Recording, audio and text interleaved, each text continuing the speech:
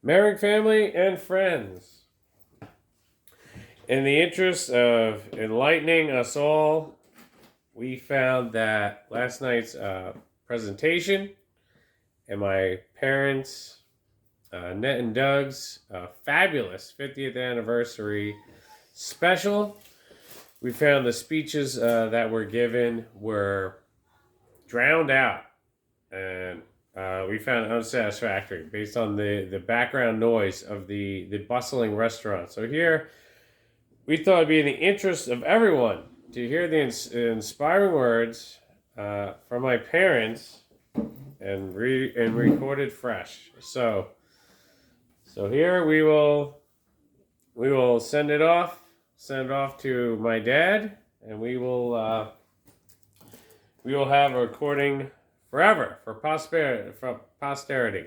Prosperity is good. Prosperity. Yeah. Okay. Okay. Difficult to remember everything I said last night, but I will try to be brief. Is that possible? It is difficult. It's difficult.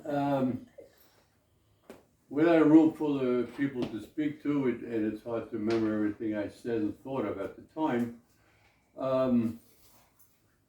We each of us have written something down on our thoughts on the 50 years of marriage, and you can't encapsulate everything or remember enough to cover 50 years because so many things happened during that time, raising the families and all the great times, the wonderful times during that period.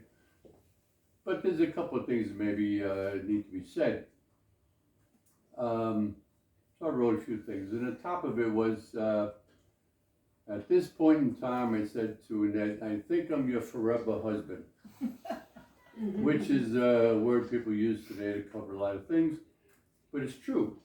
And when you start out with that idea in mind, you've got a good start. You've got a good start for a long, happy life. And then when I looked at this blank paper, I was trying to remember what we were like when we were that young and just going to embark on this greatest of all adventures. Difficult. But I remember when I met Annette and Cliff, and I said, well, if I'm going to marry this girl, I'm going to have to raise this boy because he needs somebody. And if I'm in this place for a reason, maybe it's so that this guy, this woman, their life changes now because of me. And one of them is that this little guy is going to have me for his dad. So I said, that's good. I want to do that. And he's going to be my son and raised my way, what I think are the best values, and give him a portion of the raising that I got. Because I think that was very valuable with the relatives that I enjoyed having all my life, and of course my wonderful parents, that he should have that too. Every child should have that. So I'm going to give it to him. And I don't want anybody else's interference. I don't want anybody else. It's going to be me. And so that's what I embarked on, and I think it worked out pretty well. And at the same time, of course, we are going to join our different lives together to make a whole new life, whole family. And so with all the good things we bring in and our shared values, we're going to be all right. And I knew that right from the beginning. And I guess it was preordained that we were going to be together because it has worked out all these years. And I did write, I was very proud of Annette as my wife, that she was smart and good looking, a good mother to Cliff, which I recognized immediately, a good cook, good looking, a very good person with the type of values that builds a life that we could share and not have disagreements because we were alike. Oh, and did I say good looking? Yes, good looking. A good mother. And so something gave her these things before I met her. They were there already. But these are the things that truly, the old-fashioned things, the good old-fashioned things that maybe are falling out of vogue, but they make a good life, you know, and hold people together. So, and at the time, of course, we were so much in love, we knew we wanted to be together. And right after we were married, we found our church, we found Grace, and I kind of found out, or believed that we had everything we needed. We had the foundation, we had each other, and we weren't really worried about the future. The future would be all right. And boy, has it ever turned out.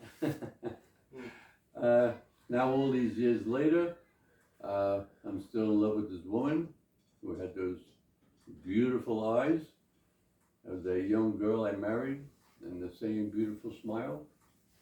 And when I look in her face, I see that same girl I married. And we've been through a life that many people could find similar to their own, but it was ours. And how can you encapsulate 50 years of time together? A lot of great memories, a lot of birthday parties, a lot of Christmases, and we shared them at the time with our family and some people we've had to leave behind and not here anymore. But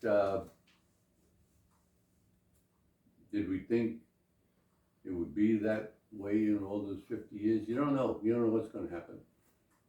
But so many wonderful occurrences, and had the good fortune to have great relatives and great friends all along the way, and wonderful children who are all doing well. How lucky am I?